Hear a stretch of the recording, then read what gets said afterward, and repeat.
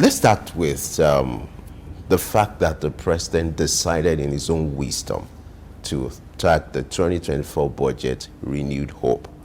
There's this argument that that sounds political. There are some who also argue that, that's like a strategy for him to be able to implement his agenda and the promises to Nigeria. What's your take on this? Let's start with that. I mean, every president, every leader that is elected for is never divorced from his political stance. Whatever the mantra that he embraced when he was coming into office is never far away from all of his policies. So, you know, to me, it just sounded like an extension of what he promised. It's a fair bit of, and I hesitate to use the word tokenism, right? Because renewed hope, what exactly does that mean? I mean, it promises a lot in terms of the grand scheme of things, but in terms of the execution of it, it remains to be seen. But it sounds good to the ear, and you know, his party has a majority. The Senate is almost like towing his line. So the renewed hope is a good battle cry, a rallying round thing that all of them appear to be embracing. So from that standpoint, I mean, yeah, it sounds good to the ear. When we look at the budget, we now look at it in terms of what does it really mean. The populace that are receiving it, do they feel this sense of renewed hope? I think that's one of the things that we'll have to see. All right. In the budgets, the renewed hope budgets, the president mentioned his priorities, and the budget is designed along that line to reflect it. Right. Key among them, we have security, we also have job creation, and this agriculture. What is your take on the way the budget is designed and the priorities? So those priorities that stand out, I don't think they're bad. Could they have been more? Yes. I know that there's a lot of talk about security, but we've been budgeting heavily for security in the last 15 years. Has that had any direct effect on the insecurity that is plaguing the country?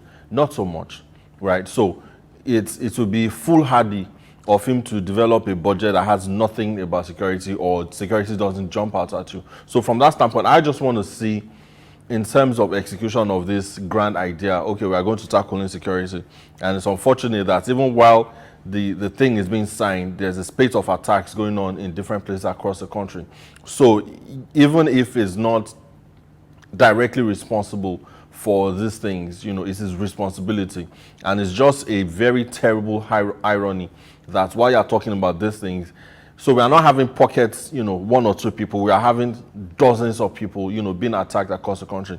It just draws it back to how important it is that security is not just something that you just talk with mouth and just leave, you know, wherever it falls. For agriculture, I think it's also essential, right? Food inflation in Nigeria is out of control. You know, I was at the supermarket the other day, and it's always a scary thing for me when you just pick up a few things and you hear savings or current, and then the next thing they just tell you 73,000. I'm like, how do you get? And that's across board. You want to buy a piece of chicken is insane money. You want to buy rice, the staples. So it's important that we pay attention to agriculture. Unfortunately, agriculture is not something that you get back in 1 year. So if we do all of the things that we need to do, we still have to wait for the planting cycle and then the harvest cycle for all of it to go on. So it's important that agriculture is looked at. I was just a little bit let down, or, you know, unhappy with how little the budget seemed to pay to education and health, for instance. You know, and if you compare it with what the National Assembly allocated to themselves, it just makes you wonder, so what is really, really important, you know, to Nigeria? So we have 20 million kids out of school. Federal government to tell you, no, it's not really 20 million, it's like 10 million. Even if it was 1 million, that's terrible. Those are entire states, those are entire populations of certain states and countries. And we have this number of children out of school. And then we are paying this much attention, you know, to education. So it's from a political standpoint, you can tell what is important to him or to the presidency and the federal government. From the societal, sociological standpoint, what are the things that are going to be really useful to the populace? So those are, you know, the two sides of the divide. You know, when the president presented the appropriation bill, he proposed 27.5 trillion, Right. which getting to the floor of the National Assembly, it was increased by 1.2 trillion, making it now 28.7 trillion. Are you worried about the revenue to drive this kind of budget? You know, it's the highest so far. Are you really worried? Am I worried? Bothered? I'm tickled more than I'm worried. Because the bottom line is we don't have this money. That's what we've been singing for the past how many years now. We simply don't have the resources. We are struggling with our OPEC quota, right? OPEC says we can do 1.5. We are struggling with 1.2, 1.3. But in our budget, we say we are going to do 1.7, 1.8. How? Where's the resources going to come from? Where's the money coming from? And, you know, it means that we are going to borrow, essentially, to fund this thing. So I'm not as worried as I am, you know, tickled and amused by it. It's grand, but when you look at the numbers, I don't think they really check out. So does this look like an overzealous budget? And would that in any way affect the performance of the budget if revenue is not sure? It's not overzealous. I think it's ambitious, right? I mean, you can't fault President Tinubu for not having ambition. You know, he's had that track record of having very large, ambitious goals. Sometimes they work, sometimes maybe not so. So I think this is more of an ambitious thing rather than overzealous. It's just hoping for the best. So for this budget to work, we have to have, so they say ceteris paribus, right? Everything being equal. And if you studied anything in this world, you know that nothing is ever, no situation is ever equal. So for this budget to perform as well as we hope, every single thing has to go right for us. That's bold. So any slight deviation, right, if the conflict in the Middle East extends to, say, Saudi Arabia or Yemen, and OPEC struggles, we are going to falter because we've made a very large, ambitious statement. So any slight issue is going to threaten, you know, what we have built in this budget. So it's very ambitious. It calls for renewed hope. So we are hoping for the best, but in terms of, you know, being real and realistic, it's going to be tight. Now, one of the priorities of President Tinubu, if you look at the structure of this budget, is the issue of security, internal defense. And if you look at the budget for Ministry of Defense, it's also to justify the essence of looking in that direction. Now, Nigeria is battling with, you know, a range of insecurity issues. What do you think the president should do differently? You know, having this kind of huge budget for security now that the year, you know, has started, what should he do differently this time around? I think in terms of security, domestic insecurity that we are dealing with, it cannot be a helicopter approach, meaning that the government cannot just hover above and say, oh, from our thinking, from our experience, this is the problem, this is how we're going to fix it. Some of these issues are very knotty issues that we have to take patience to sort them out. It means to me that government has to involve, you know, locals, have to involve community leaders. It's not every time that we are going to take the stick approach. Sometimes the carrot is nice, you know, and just balance it out. I don't think we are going to surmount the challenges we're facing in security by taking the hard stance all the time. Yes, there are times that you have to, you know, stamp out, you know, insurgents and all of that. But when these insurgents are parts of the community, are you going to flatten the entire community, or are you going to find a way to resolve all of these things? So that budget, I hope will not involve a fair bit of, what was this thing that President Buhari did, amnesty and all of these things. We've seen that it's worked in certain parts of the country. It's kind of like reduced the restiveness in the South and the Niger Delta, the kind of amnesty program. President Buhari did try to replicate something like that in the North. I don't know how much that has succeeded, but it's going to take a mixture of many things. So some of these budgets allocated to the Ministry of Defense, in my view, does not need to go to arms and ammunition alone. We are going to need to do, you know, relocation of people, you know, resettling people, therapy for a lot of people that have been displaced. All of those things are going to need to come into play. Now, the president yesterday talked about his priority being to poverty eradication and social security. Right. Now, if we look at the way government has intervened and trying to provide some form of social security, there's been more like giving out cash or giving out money to people. Do you think that should still be the route to go in this year? So social security has many legs. Some of them that we've even we failed, right? For social security to work, we need to know exactly how many we are. We don't have a precise number. We need to know exact location of people. There are people that only see traces of government when it's election period, that they see posters and all whatnot. Those things have to come into play, because if you are doing a social security scheme and you're just handing out money to people, it doesn't change anything. We already know that our food inflation is at 38 or thereabout percent. So if you give me 2,000 naira now, realistically, how far can that take me? If you give me 20,000 naira to buy food, it's not going to last me for an entire month, right? So how do we ensure that these things are put into play? And certain states, have done well in that regard. So there's education in certain states. Lagos State, for instance, has a very good healthcare, initiative. Those are some of the things that have to happen collectively, right, as opposed to just handing over cash and do cash transfer. I don't think it will go very far. Do you? I don't know things as well. Now, the reason I asked that is because we're talking about the budget and not enough revenue, and there's also a deficit of about 10 trillion naira. So these cash outs seem like leakages. How do we also intervene without also giving out money that should have been used for other things? I mean, I don't think the cash transfer initiative, I don't think is going to constitute more of a leakage.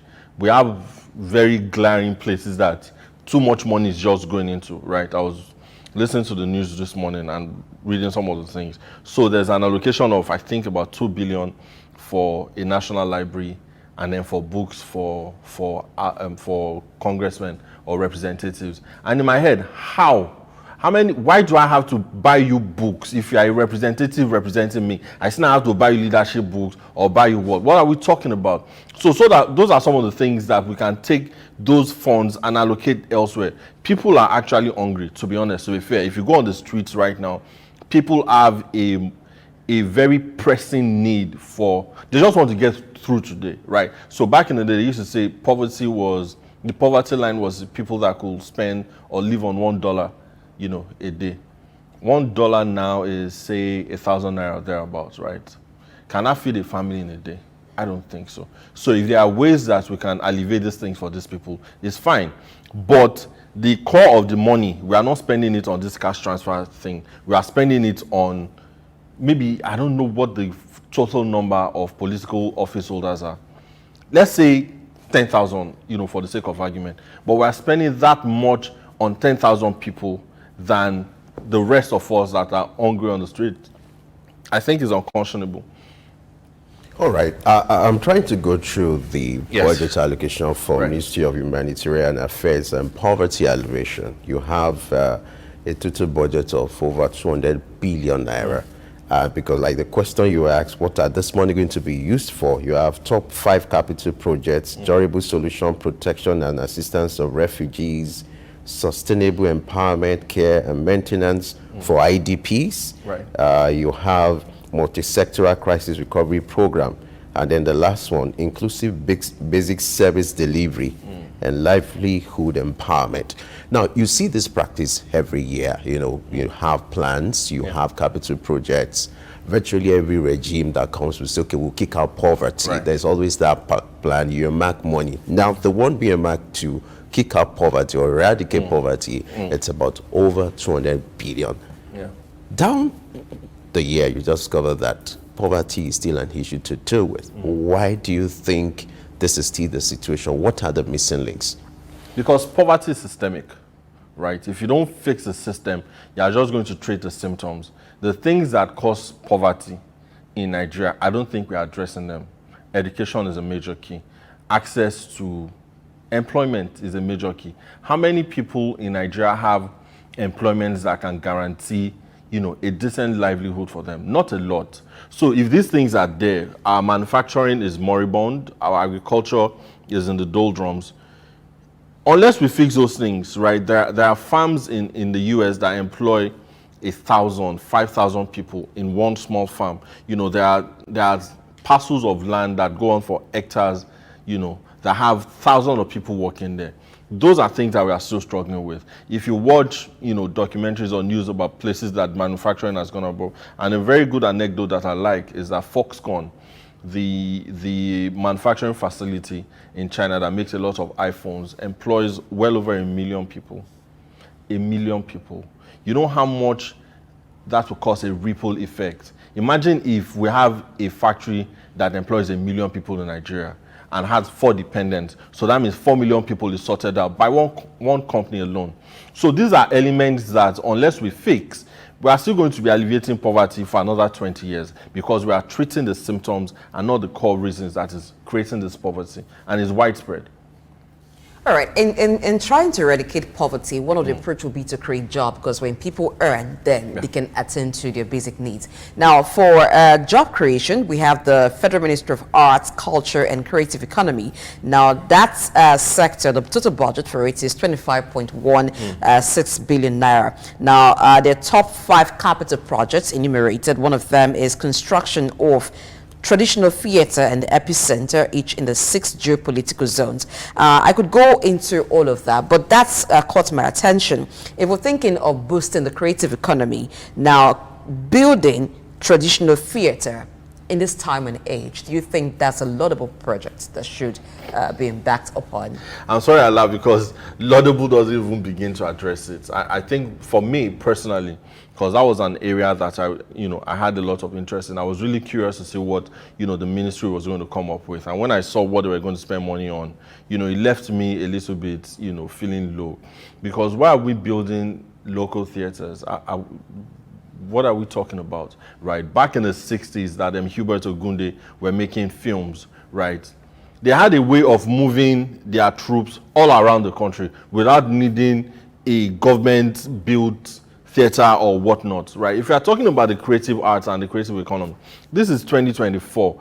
Countries that make money from the creative arts, what have they done? There are places in the US that have funds for filmmakers. If you watch a lot of Tyler Perry movies, at the end of it, you see the state of Georgia, right? So the state of Georgia has made it its responsibility to create an alternative Hollywood for people who don't have Hollywood budget, and it has helped. There's plenty film series, there's plenty independent filmmakers.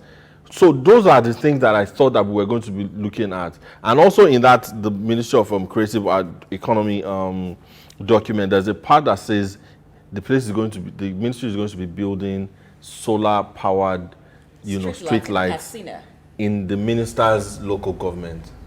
And it's shocking to me. Is that towards tourism, or is there going to be some festival in that environment?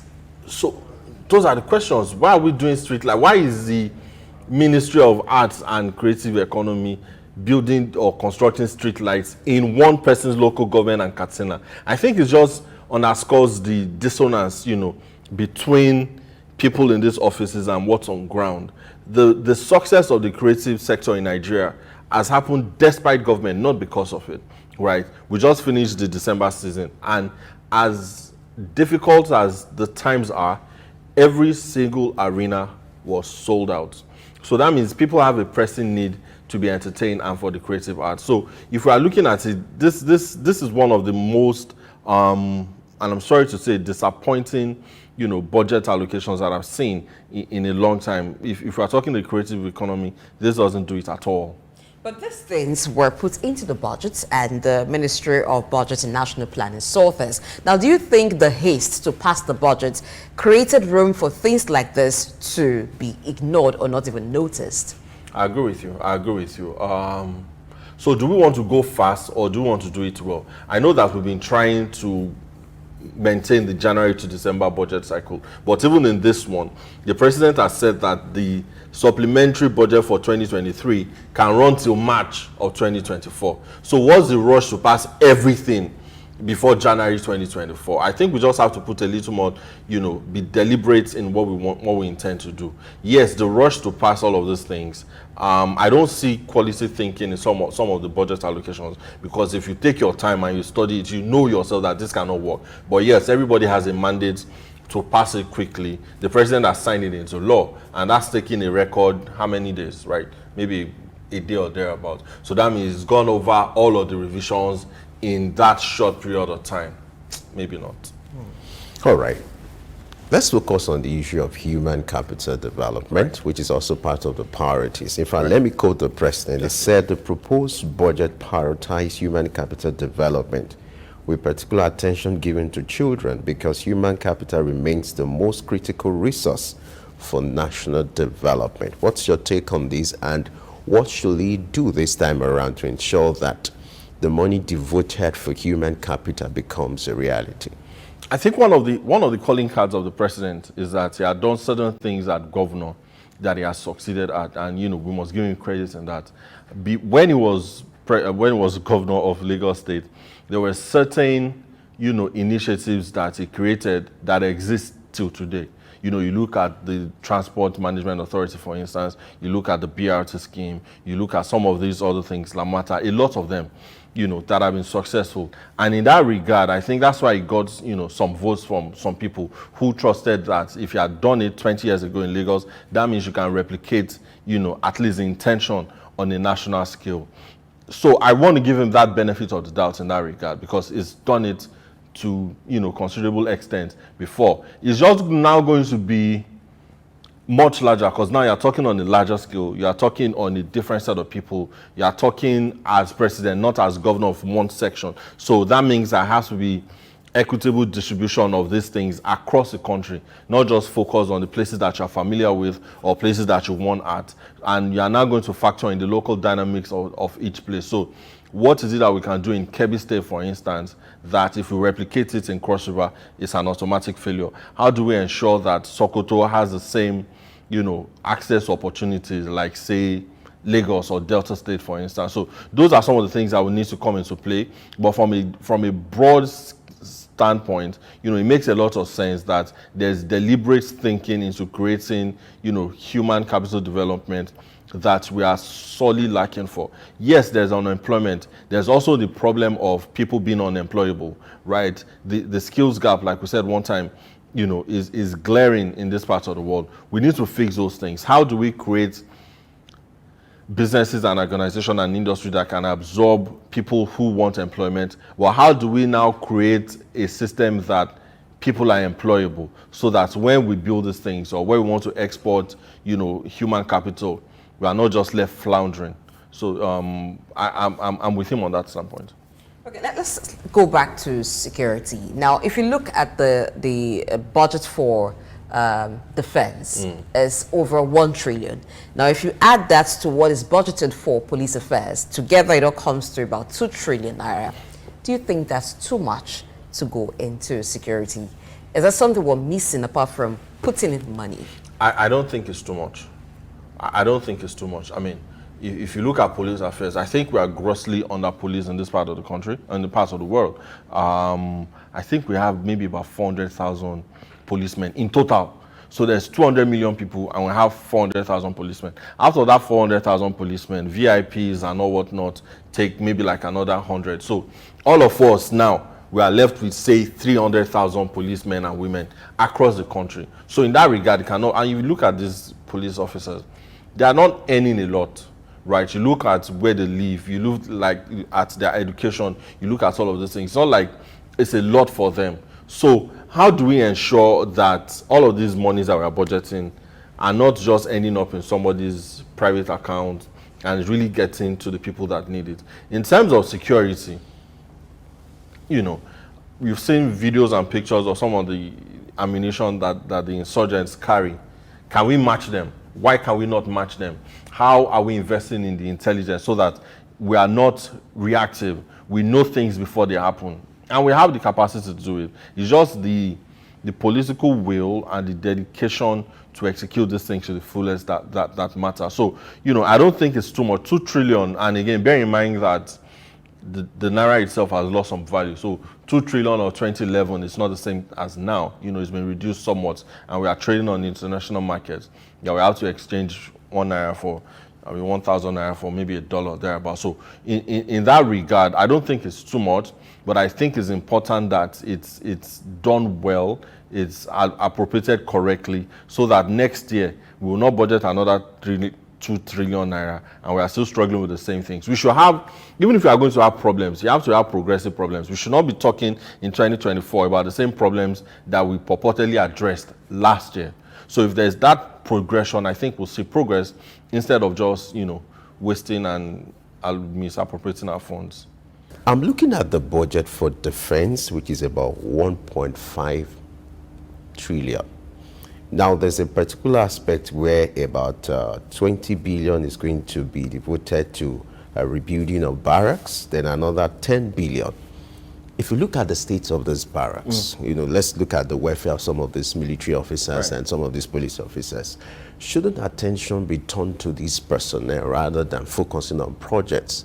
Because you realize that in the end, these projects are there, they are being approved, and then they're not materialized. You see these people struggling to buy their kits, they struggle when it comes to the issue of welfare. Even if you look at the states of where they live, is enough to demoralize them. What should be done differently? So that's why I think it's not a bad idea to invest in capital projects for this guy. I mean, there's a saying in colloquial Nigerianism: soldier go, soldier come, barrack go remain. Our barracks are not remaining any longer, and for you to serve your country with that level of love and passion, some of the things that everybody worries about needs to be sorted out. If where you put your head at night and rest has to be of a basic standard. For a lot of military personnel, this is not so. So I don't fault that. Again, as with every budget in Nigeria, it's not so much about what we say we want to do. Is it doing that is the issue? So we've had situations in this country that certain public servants have pocketed monies that were supposed to go to people on the front lines. It's happened a number of times. And when you speak to guys that are at the front lines, soldiers, infantrymen, foot soldiers, they get pennies on the dollar, right? But we have this huge allocation coming from the center. So how do we ensure that the oversight functions are done properly? Because it's easy to, I'm sorry to say, embezzle money than do the hard work of getting it to every single individual that needs it. So from capital project for the military, I'm totally in support of it. Those barracks are in very bad shape. The schools are not so, good themselves. And there was a time in this country that military schools were a thing of pride. You could say perhaps it was because we were under military governments at the time. But still, if we say we have military schools across the world have a certain standard that they maintain, and it's a thing of prestige and honor to go to a military school, we need to get those things back into those things. Military hospitals that serve not just military officers, but the entire populace, those things need to be looked into. So I don't fault it that very much.